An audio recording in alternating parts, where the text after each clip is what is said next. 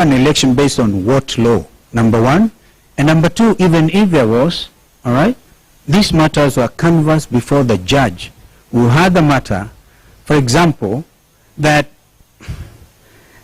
Augustus is a young man I know, okay? And I'm always ready to talk to him. It's one of us. But he should not allow himself to be used. Because he knows the party he represents does not have one member of parliament. Or indeed an MCA, maybe an MCA. Because the law is very clear that it should be parties with representation in parliament, taking into account as well gender. That matter was canvassed before the judge and a ruling issued. That is what they have rushed with the assistance of Kenya Kwanza to appeal. And because National Assembly had 1 week since the matter was adjudicated upon by a judge, AZIMIO given 48 hours to give a name, which we did within that stipulated time. Therefore, my brother, Speaker Wetangula, being the chair of Parliamentary Service Commission, should have acted with that 1 week. But gerrymandering, buying time so they can allow Muli to go to the Court of Appeal, which is what they did. That is the absolute truth. And if Muli as any member of parliament, his party as a member of parliament, then we will also hear. Because that was what was clearly adjudicated. This attempt, therefore, to blame Wiper, to blame me, is completely hogwash, I'm sorry to tell you. It doesn't stand in the face of what is lawful, what the courts have done. And I must congratulate Justice Lenaola for coming out so boldly. We don't expect normally a judge to come as boldly as he did, including during the impeachment process, when even filing system within the judiciary was interfered with by the executive. But those are matters that I think will be dealt with in court. Which was privileged to co-chair along with the member for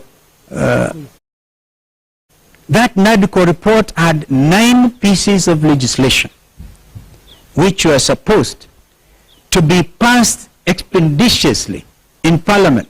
In fact, the speed with which they impeached Gachagua could have been employed, I've said that before, to implement the recommendations of NADCO. The appointing authorities were 2, William Ruto and Raila Odinga. I was answerable to Raila Odinga, but we gave the report to both of them. And then one morning, I'm called and told, go to, they are signing the IEBC now, because that one at least went through, yeah, the Amendment Act to IEBC. One would have expected they amend it when they said, okay, we have now signed into law the Amendment Act of IEBC, that they were going now to move with speed. But instead, putting all manner of clogs and showing political bad faith. That is what I can call it. In fact, my worry now is what happens, because Raila and William Ruto are supposed to consort and agree on who becomes the chairperson of IEBC. We made it so easy for my friend Raila Odinga. I hope he can stand strong and act for once in the best interest of AZIMIO. Because when I last checked, I was still in AZIMIO. And the leader is Raila Odinga, who appointed me to NADCO. We need to be able now to act in the best interest of this country. This matter of IEBC is the most urgent issue. The people of Banisa constituency lost a member of parliament over a year ago. They're still waiting for a by-election, and others. Why disenfranchise Kenyans? Because of political expedience. But as I said, I invite you, maybe I can share with you some of my thoughts on why the delaying tactics. And if we do that, do not record me and forward to Tumbi. People are desperate, absolutely desperate. Yes, sir.